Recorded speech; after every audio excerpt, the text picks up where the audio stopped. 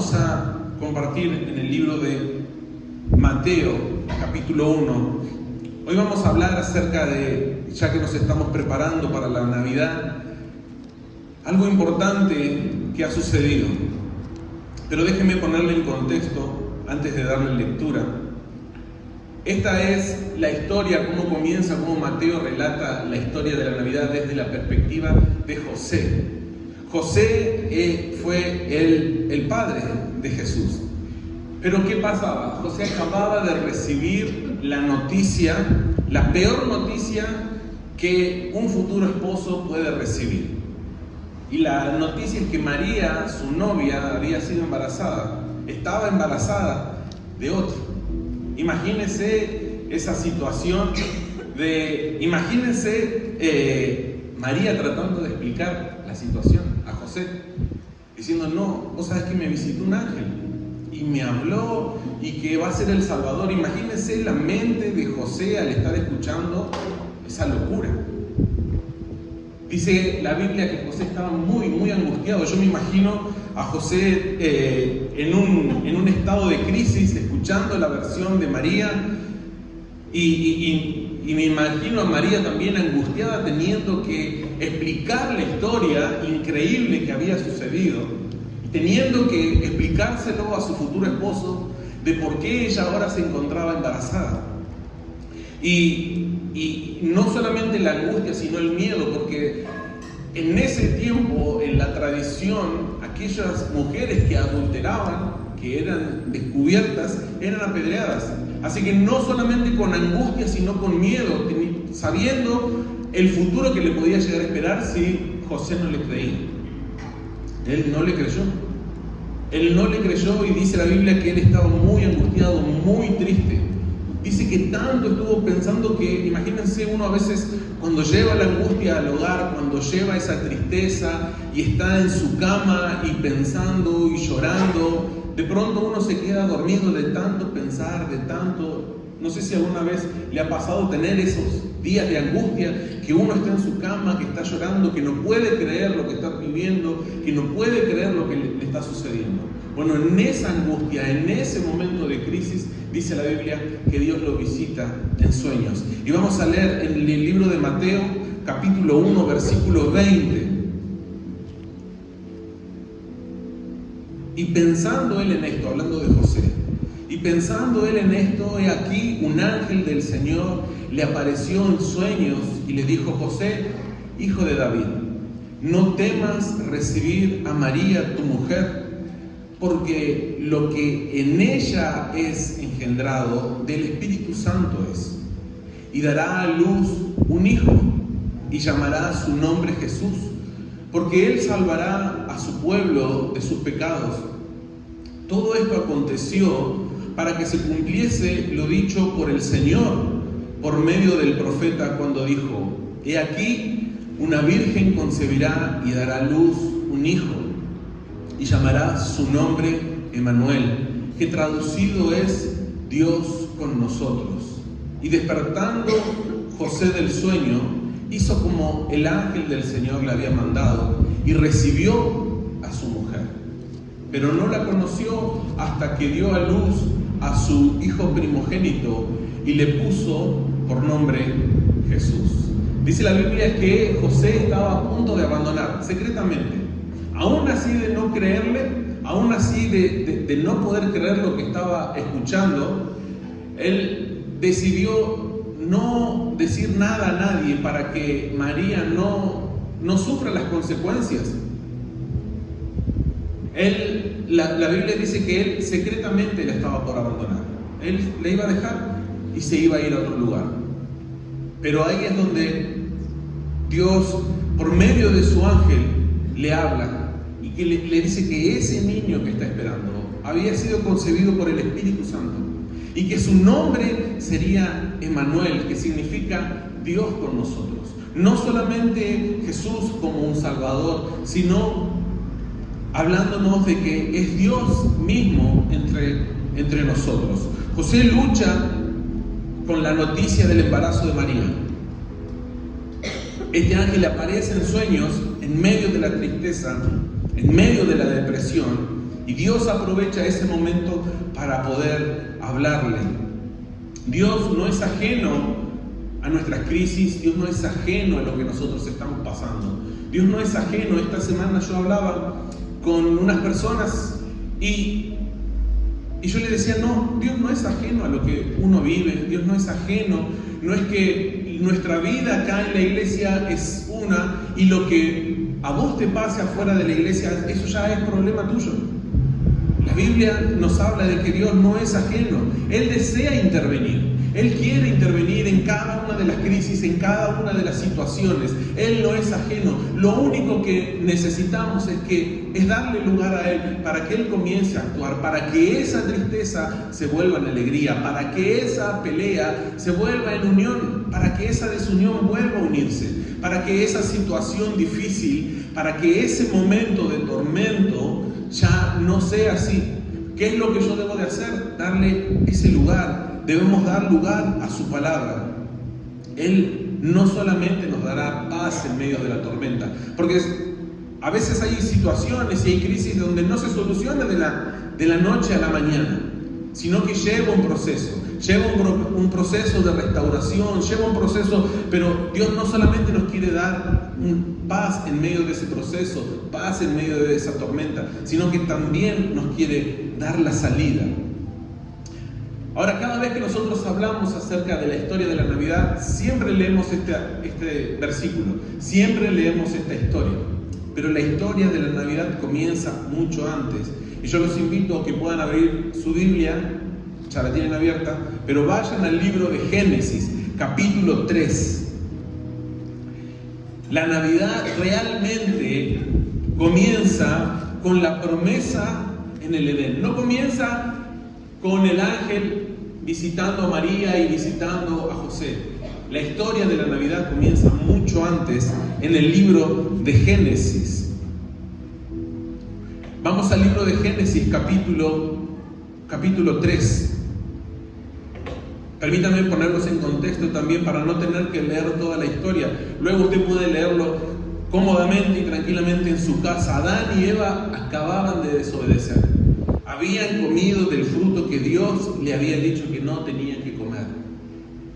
Y dice la Biblia que Dios se aparece y Dios estaba paseando por el huerto, llamando a Adán, llamando a Eva, llamando al hombre. ¿Qué es lo que hacen? Deciden esconderse. La historia de la restauración, la historia de antes que podamos llegar a conocer este concepto de Dios con nosotros, empieza con Dios buscando al hombre. Y la primera pregunta que nosotros encontramos en la Biblia la hace Dios. Y le dice, versículo 9, Génesis 3, versículo 9. Dice, mas Jehová Dios llamó al hombre y le dijo, ¿dónde estás tú? El pecado produce eso en nosotros. Produce vergüenza, el pecado produce miedo y el pecado también nos aleja de Dios. Nosotros mismos nos alejamos. Pero fíjense cómo empieza la historia en la Biblia, cómo empieza esa historia de restauración. No somos nosotros buscando a Dios, es Dios llamando al hombre, es Dios buscándonos a nosotros. Dice, ¿dónde estás tú? ¿Dónde estás? La iniciativa siempre viene de Dios. Si usted cree que a usted hoy se le ocurrió venir a la iglesia, déjeme decirle que no es así. Dios puso algo en su corazón. Dios puso algo en su corazón para que usted venga. Es Él el que pone ese sentir en su corazón. Es Dios buscando. Dios a cada uno hoy nos pregunta esta pregunta. ¿Dónde estás? ¿Dónde estás tú? Dios no huye de nosotros cuando pecamos. Cuando nosotros cometemos un error, somos nosotros los que huimos. Somos nosotros los que nos escondemos. Eso es lo que pasaba con Adán y con Eva. Dios nos está buscando, Dios nos está llamando. Él sabe lo que nosotros hicimos. Él sabe perfectamente dónde estamos nosotros, dónde está nuestro corazón en este momento. Nosotros podemos estar hoy aquí, pero Él sabe si nosotros realmente estamos cerca de Dios, si nosotros nos estamos escondiendo, si nosotros estamos huyendo de su palabra. Pero Él se toma ese trabajo para preguntarnos dónde estamos, no para atormentarnos, sino para que nosotros podamos ver por nuestros propios ojos en dónde estamos, que nosotros podamos ver y que podamos tener la capacidad de mirarnos a nosotros mismos y decir hasta dónde nos ha llevado el pecado, hacia dónde nos ha llevado las malas decisiones, hacia dónde nos ha llevado nuestra forma de vivir. Y Dios no viene y te dice, mirá, vos estás haciendo esto mal, mirá lo que estás haciendo, fíjate, sino te está preguntando, ¿dónde estás? ¿Dónde estás parado? ¿Qué estás haciendo? Él sabe perfectamente dónde estamos, pero Él quiere que nosotros podamos ver dónde estamos, en dónde estamos parados. Dios no quiere que vivamos una vida huyendo y escondiéndonos y ocultándonos de su presencia, producto de algo que nosotros hemos hecho, producto de una forma de vivir, producto de una mala decisión, porque no es vida. No es vida vivir huyendo, no es vida esconderse todo el tiempo. Por eso Dios nos habla, por eso Dios nos busca, por eso constantemente Él nos habla, por eso constantemente por medio de algún hermano, por medio de alguna predicación, por medio de alguna canción, siempre Dios nos está llamando, siempre Dios a nosotros nos está buscando. El hombre ha sido creado para relacionarse con Dios. Para eso hemos sido creados, fuimos creados a imagen y semejanza y nosotros tenemos una relación única con Dios. Podemos tener una relación quizás entre nosotros, pero la relación que nosotros podemos tener con Dios es única. Fíjense lo que dice en el versículo 15. Y pondré enemistad entre ti y la mujer, y entre tu simiente y la simiente suya. Esta te herirá en la cabeza y tú le herirás en el calcañar. El calcañar es el talón. ¿Qué es lo que está hablando? Dios le está hablando al engañador, a la serpiente, al instrumento que el enemigo utilizó para que el hombre y la mujer caigan. Y le dijo, voy a poner enemistad entre vos y la mujer, y entre tu simiente y la simiente. La simiente nos habla de descendencia.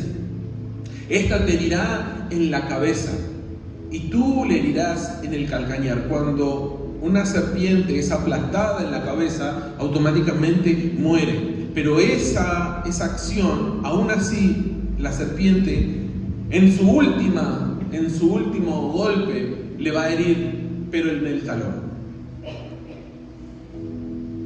Dios no deja que la relación se rompa para siempre. Dios no quiso que la relación entre Dios y el hombre se rompa para siempre. Desde un principio Dios puso en marcha este plan.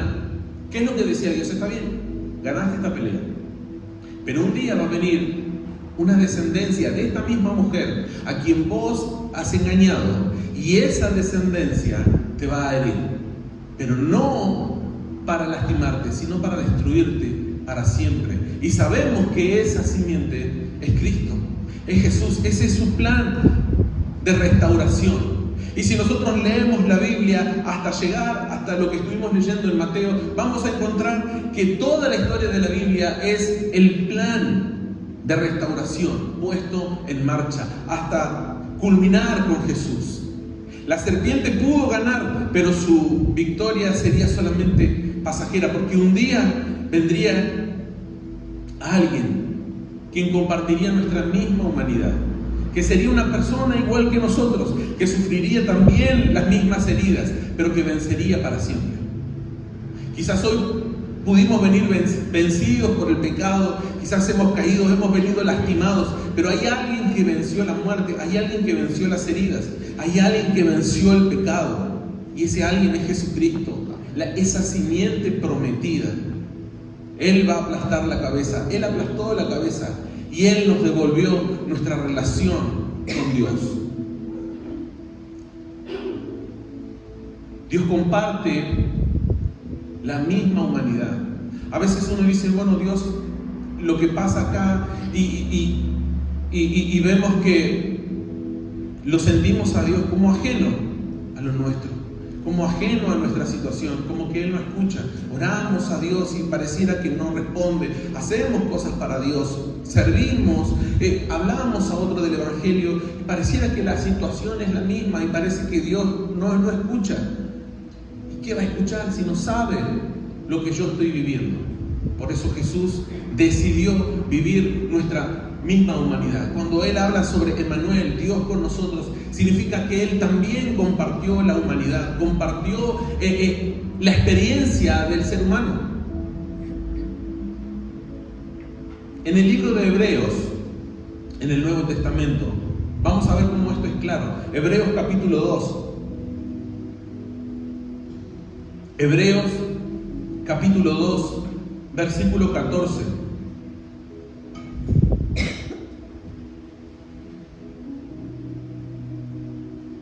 Hebreos 2, capítulo 14, versículo 18. Ahí estamos. Así que, por cuanto los hijos participaron de carne y sangre, así como nosotros hemos participado, ¿sí?, en esta carne, en la sangre, Él también participó de lo mismo, hablando de Jesús, para destruir por medio de la muerte al que tenía el imperio de la muerte, esto es, al diablo, y librar a todos los que por el temor de la muerte estaban durante toda la vida sujetos a servidumbres. Porque ciertamente no socorrió a los ángeles, sino que socorrió a la descendencia de Abraham, por lo cual debía ser en todo semejante a sus hermanos, para venir a ser misericordioso y fiel sumo sacerdote en lo que a Dios se refiere, para expiar los pecados del pueblo.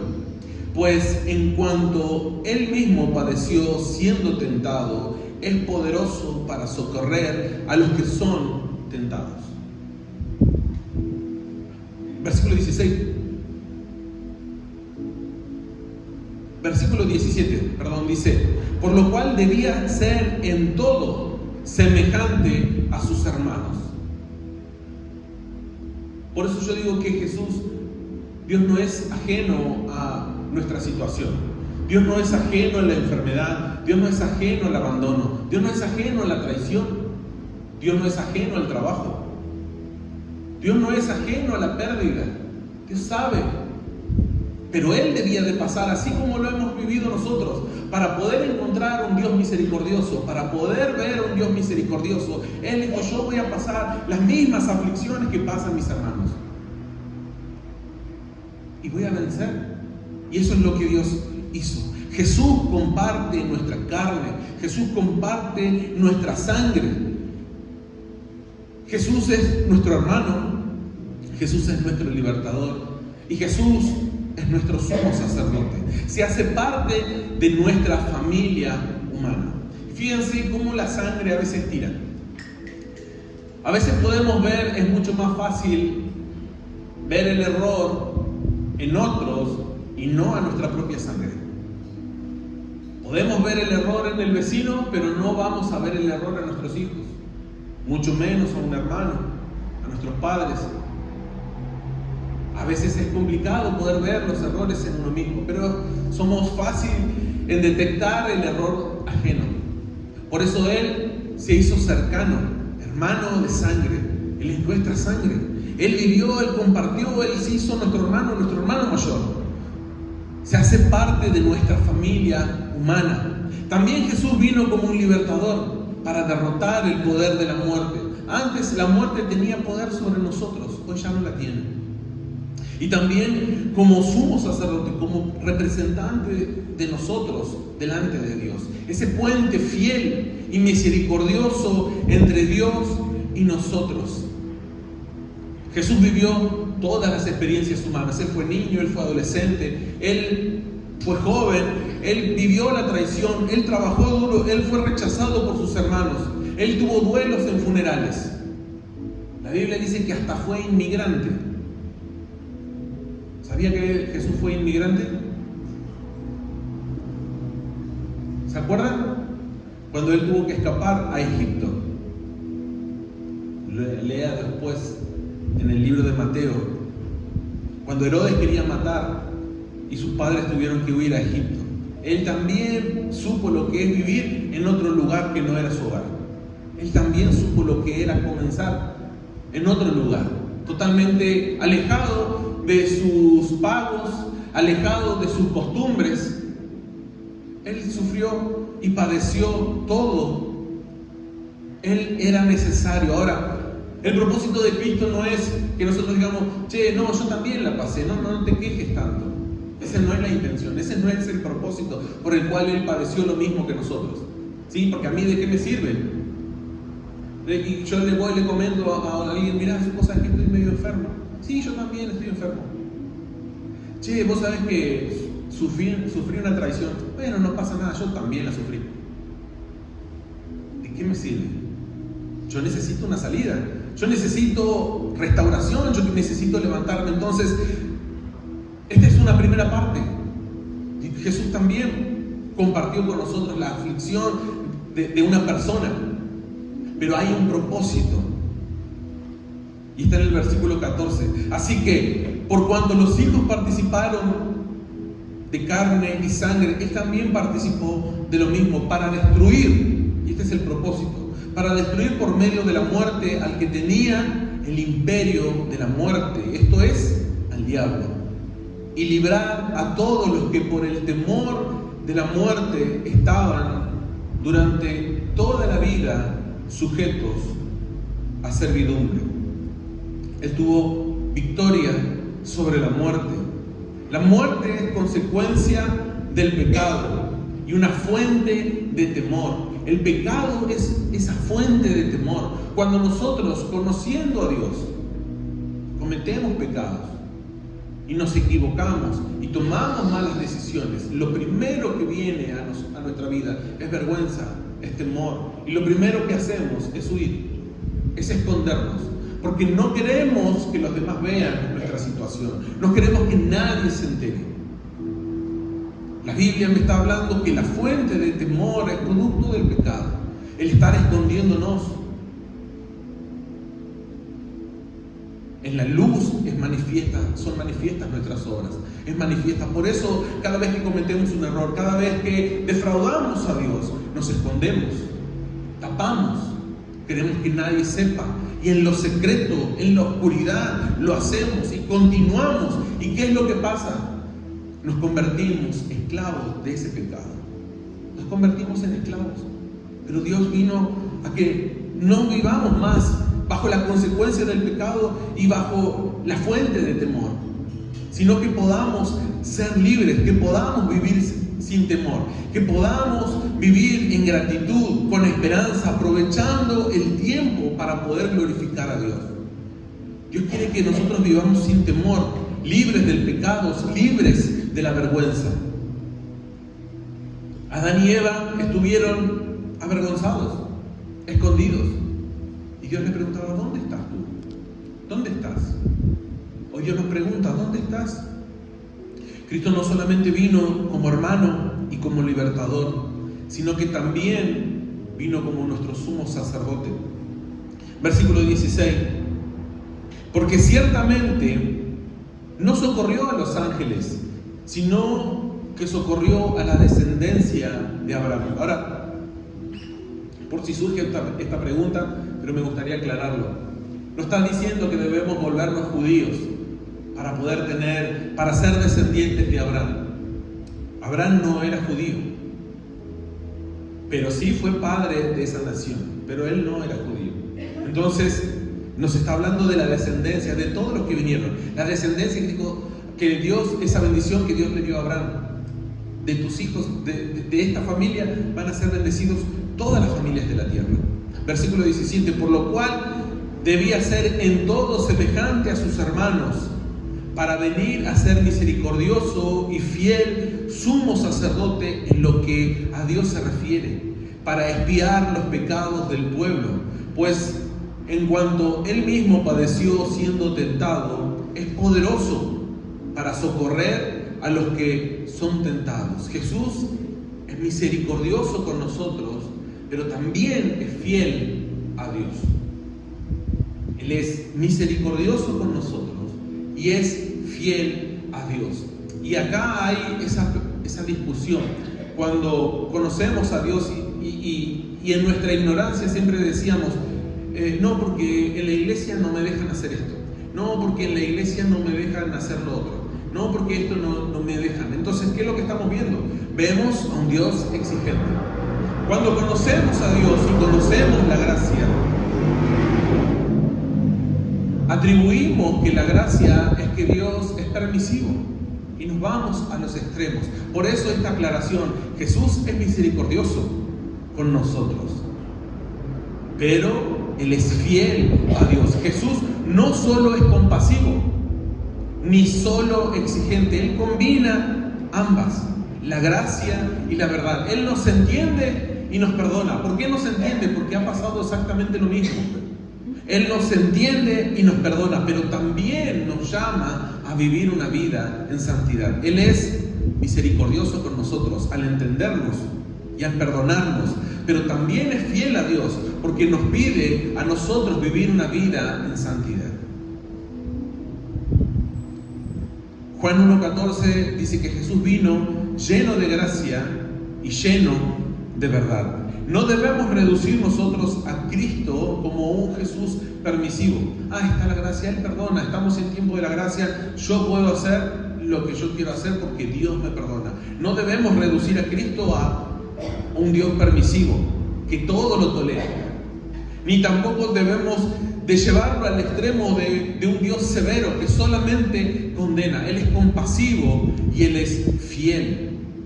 Él, al hacerse humano, Jesús experimentó la vida real. Él experimentó el hambre, el cansancio, el rechazo y las tentaciones. Por eso Él puede ayudarnos de manera auténtica. Por eso Él puede entendernos, no desde la teoría, no solamente de la ley que Él entregó, sino que Él mismo vino para cumplir. Él mismo sufrió el hambre, Él mismo sufrió el abandono, Él mismo sufrió la traición. No desde la teoría, sino desde la práctica, desde la vivencia. Y eso lo hace Dios con nosotros desde la humanidad. Eso lo hace cercano a nosotros porque ha vivido entre nosotros, ha caminado entre nosotros y ha experimentado las mismas cosas que hemos experimentado nosotros. Por eso de manera auténtica Él puede ayudarnos, porque Él entiende la tentación. Él sabe lo que vos estás pasando. Él sabe lo que yo hoy estoy pasando. Él conoce mis pensamientos, Él conoce mis tentaciones. ¿Cuántos son tentados? Los que no levantaron la mano, les pido que oren por mí entonces. Si no son tentados, por favor, les pongo que en oración oren por mí. Él es poderoso para socorrer a los que son tentados. ¿Por qué? Porque Él mismo ha sido tentado. Porque Él mismo sufrió la tentación, pero Él venció. Él soportó la tentación. Cuando enfrentamos tentaciones, no estamos solos. Jesús no solo nos entiende, Jesús no solamente comparte, sino que Él tiene el poder para sostenernos y para darnos la salida. Él tiene ese poder. Muchos cristianos muchas veces enfrentan las tentaciones con recetas. Esta semana estuve hablando con un amigo y está padeciendo ansiedad y tiene cosas que quiere cambiar de su vida. Y tiene sistemas de autoayuda donde él se repite cosas. Él se repite: yo puedo, vos podés, vos tenés el poder, vos tenés la capacidad, tenés un buen trabajo, tenés dinero, y él todas las mañanas se repite, y cuando se junta en ese grupo de autoayuda, ellos repiten, y él me está diciendo: yo empecé hace 2 meses con esto, y me ayudó, fue de mucha ayuda, pero estoy viendo que esto es repetitivo, y las tentaciones se vuelven cada vez peor. Y repito, y ya no es solamente la mañana, ya es a media mañana, ya es el mediodía, ya es a la tarde, y repito, y no está sucediendo nada. Y muchas veces cristianos enfrentan las situaciones, las tentaciones de la misma forma, con recetas humanas, con reglas, con sistemas, con autoayuda.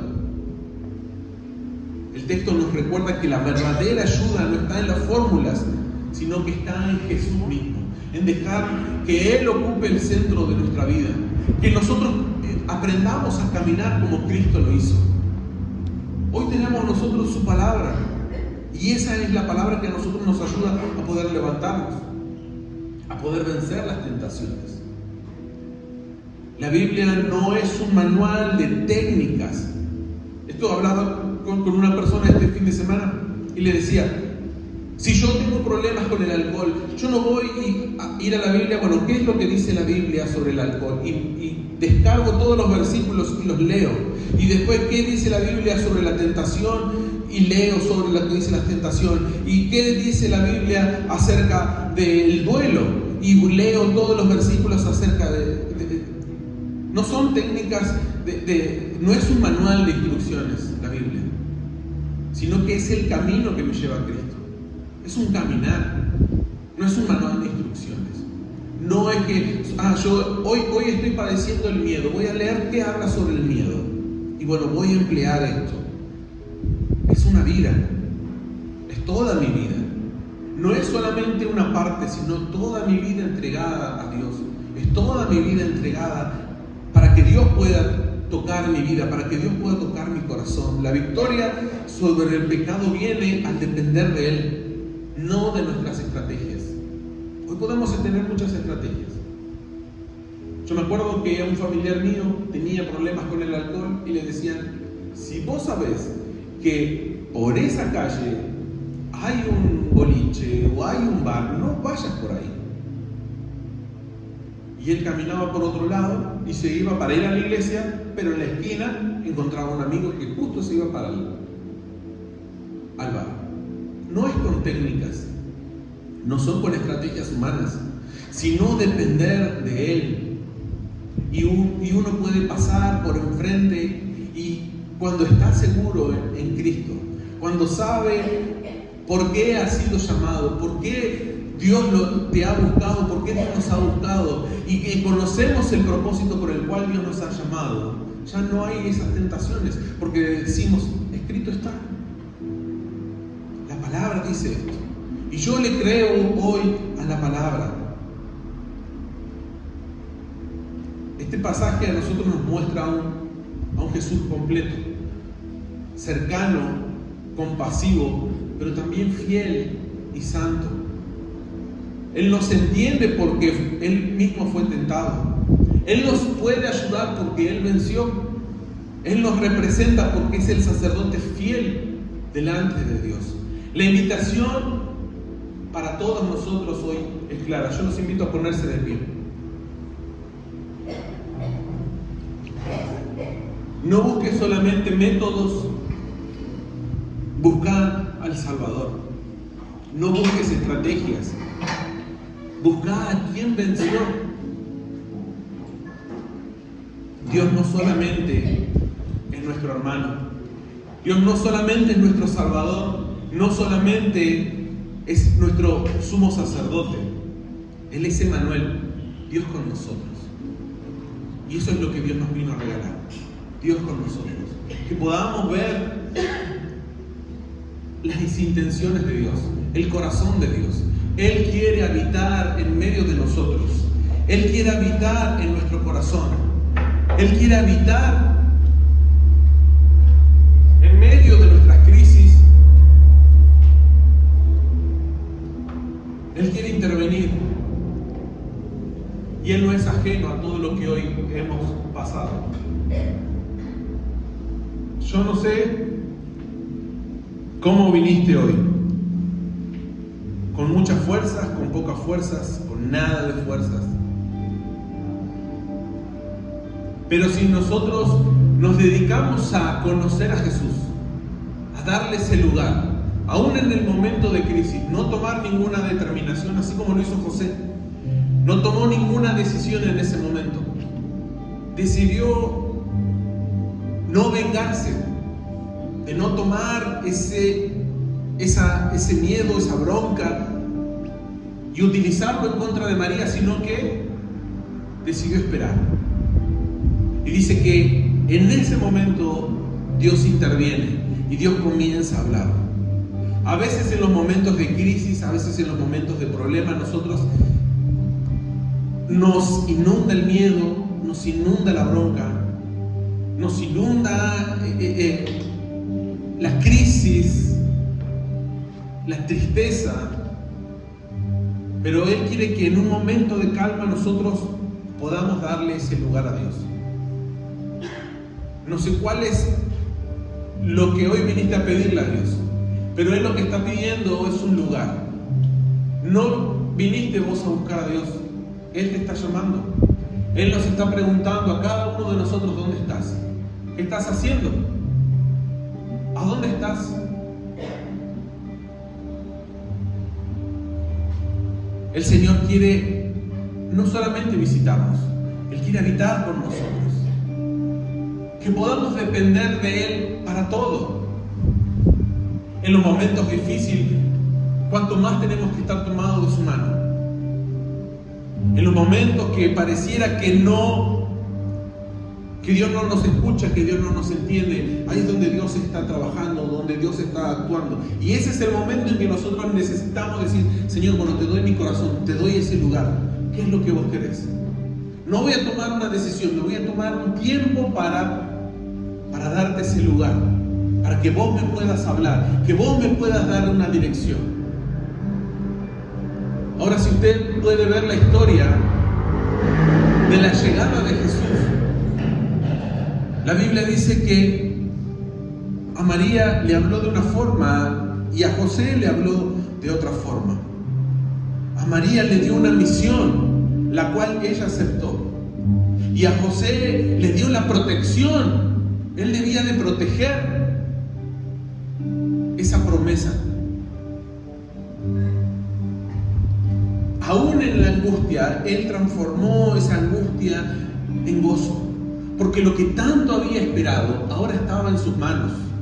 Lo que tanto habían esperado por siglos, ahora se estaba haciendo realidad y estaba en su propio hogar.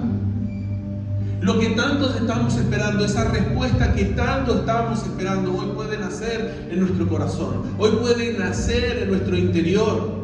Y lo que tanto estábamos esperando, esa respuesta que tanto necesitábamos, hoy Dios puede hacer brotar de nuestro interior. Esa respuesta puede nacer y puede traernos dirección, que puede quitar la tristeza, que puede quitar el temor y puede quitar la vergüenza. Y ya no tendremos que estar ocultos, ya no tendremos que estar escapándonos ni huyendo de su presencia, porque ahora sabemos que es Dios que nos está buscando. Si Él nos pregunta dónde estamos, no es porque no sabe, Él lo sabe, sino porque quiere que veas hasta dónde puede llevarte una mala decisión. Yo quiero poder orar por esta palabra y también orar por los que van a tomar la decisión el día de mañana, que van a pasar por las aguas del bautismo. Nosotros hemos hablado y hemos dicho: los que pasaban por el agua, los que van a pasar por las aguas del bautismo, es un corte. Acá termina mi vida como la conocía. Acá yo me comprometo delante de Dios a vivir una vida en donde Él gobierne. Ya no me voy a estar escondiendo, ya no me voy a esconder. Ahora le voy a decir: Señor, acá estoy. Esto es. Y Dios comenzará a actuar en nosotros. Dios comenzará a sanar nuestras heridas. Dios comenzará a quitarnos nuestras vergüenzas, a quitarnos miedos.